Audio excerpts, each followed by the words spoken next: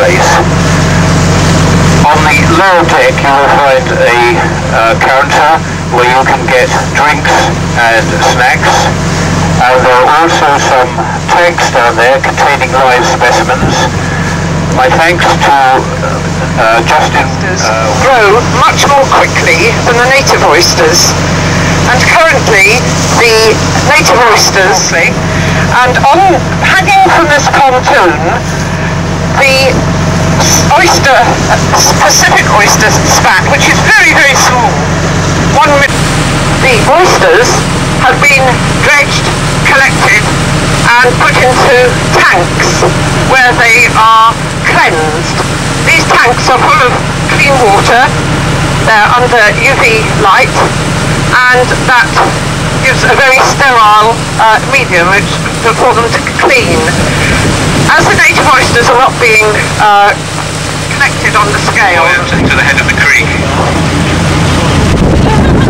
A lot of the woodland management we're doing here is for the benefit of nature conservation, and a lot of it involves reintroducing of the old traditional plot of Cornwall before Neolithic times, when man first started clearing the countryside and cultivating the land. And it was really just these creek edges where the ground was too steep, too rocky, shallow, the soils too shallow, where really agriculture never took off and the trees were spared. Cornwall is still the second leaf that supports some of our only ancient woodland. Ancient woodland is woodland that has always been woodland. It would have been felled, it would have been coppiced, it would have been cut, but it never had a stage of agriculture during that time.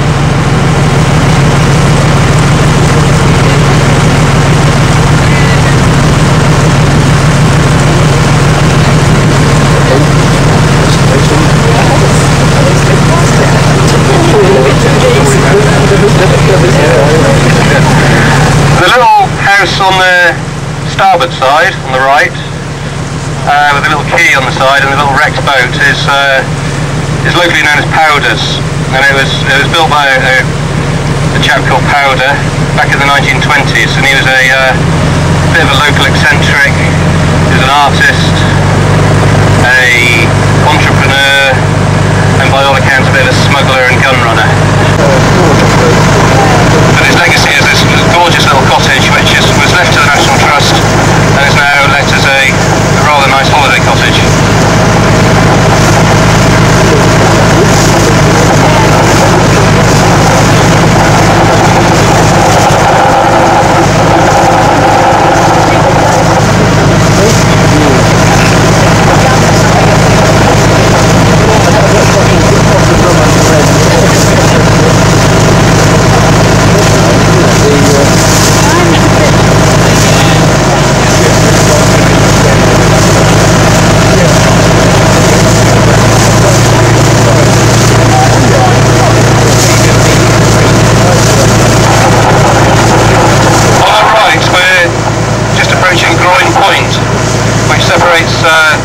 Creek on the right to the main Helford River, which we're heading up. Now the woodlands we're approaching on our right hand side are Merthyr Woods, and it's probably the most pristine, most important stretch of ancient woodland we've got left in, certainly in this end of the county. It's still in private ownership, doesn't have any public access, it's very much untouched, left to wildlife. But it was, if you look at it, it's all very single-aged oak, and it shows it's really a remnant of our industrial past. It was coppiced probably routinely for hundreds of years. You're right over those. The adults are very obvious birds. They basically look black and white. Goose size, quite a big duck, and the chicks are about 2 handfuls big at the moment. One of the biggest areas that's exposed at low tide, and there's usually a big flock of curlew there, especially in the winter. There's sometimes nearly 200 just there.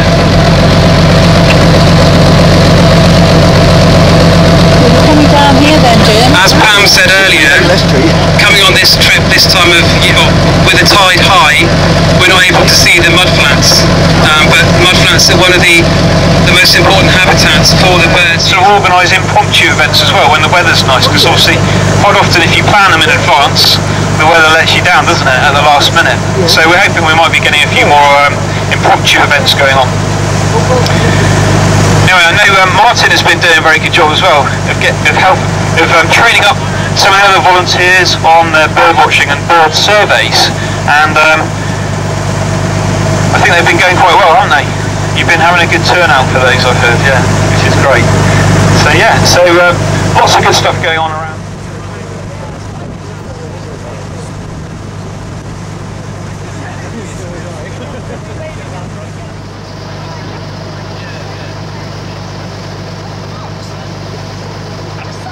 Just passing Merthen Quay on the left there, which is looking fairly derelict, isn't it? I always think when you look at Tremaine, it's really flat, really straight.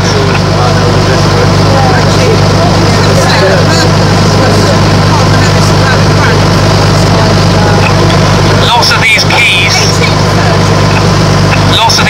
especially on the north side, were mainly built of granite from Constantine to actually ship granite out to as far afield as London. I think London Bridge possibly is made of Penryn granite. Lots of bits of London were built from Cornish granite, and much of it came from this area here. Constantine Parish, which is to the north of us now, wasn't a very active mining parish. We had a lovely event for the third year running, Sunshine, in April, where we came down to the fields opposite, thanks to the generosity of the farmer there, and we were able to stand in the fields with telescopes and look across. And since 1980, and from the mid-1990s, some of the little egrets were placed in the country where little egrets bred. She's nodding this year, that's good. She raised any young. It's this piece of woodland just opposite now. In '96 they nested in Brownsea Island in Dorset. This is a little egret. That was the first time in the country. Till the early 1980s, or mid-80s, and it's just now up. I think they've gone as far as Scotland now, so no one really knows why. It's just something that's happened naturally. It has. And they used to actually factory farm the egrets, and they would do things like take their eggs away, so they'd be forced to then lay another clutch. They would lay 4 to 6 clutches a year. The adults were, getting my bearings here, as well as trapping wild birds.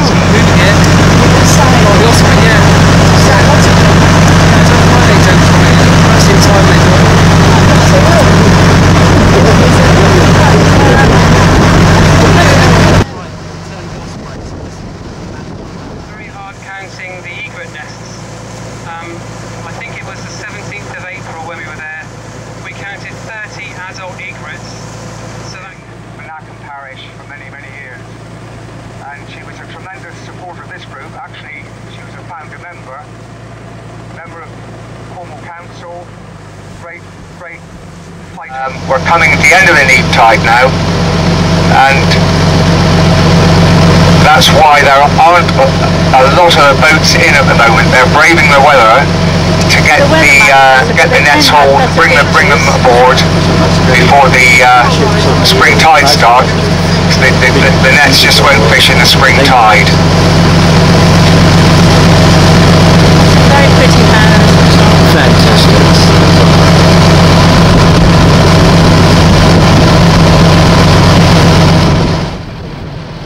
The first boat we're going to go by in a moment is a very, very famous boat in the fishing world called a Lady Hamilton, owned by Chris Bean. He purchased that with Ben Kirby in 1972. She was built himself. He markets his own fish, sells it to high quality restaurants in London, and he also markets his own fish locally at the farmers markets in Truro and Helston. And the next one, the black boat, that's Anthony Hoskins' boat, Lucy Mariana. She was actually built in Porthleven, and he's a netsman as well. And the one on the right, the white boat, that's Mabby, John Pound's boat. He's primarily a pop fisherman. And the next one is David Castle's boat, the light blue one, FH728, and he's a net fisherman primarily.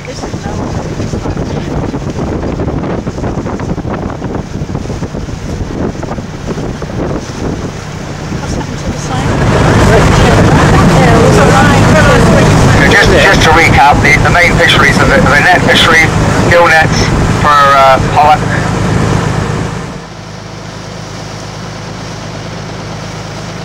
Rather than laying them on beds where they're subject to predators, if they're hung in the water, they get a lot of people fishing for them from a boat. It was daft. We tried to get them. For years we've had to divert it about 4 or 5 times. It's going to be a constant battle, especially with sea level rise and increased storms and these unpredictable summers we're having.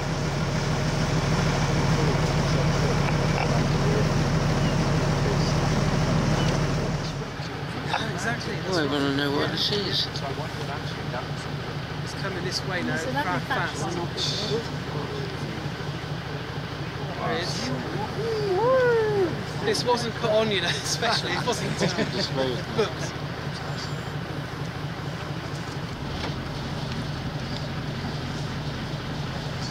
Still going. So under that footage, it's taken in the winter. It takes time to get those. Yeah. Oh, yeah, that's beautiful.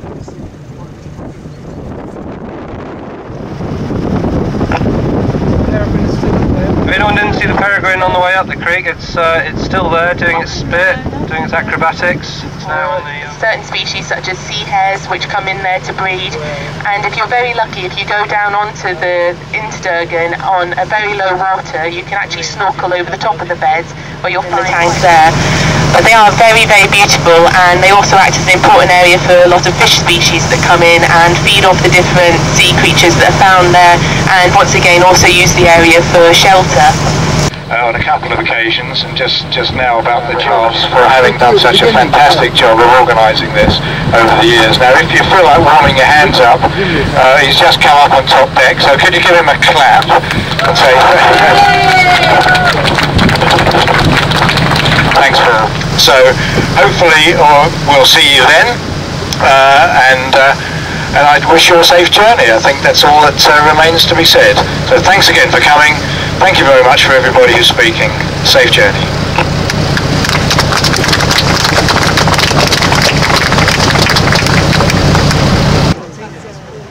It's like 3 separate little buildings. Pretty.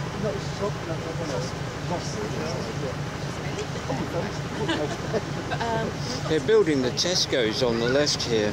In a minute. Not Sainsbury's. I want to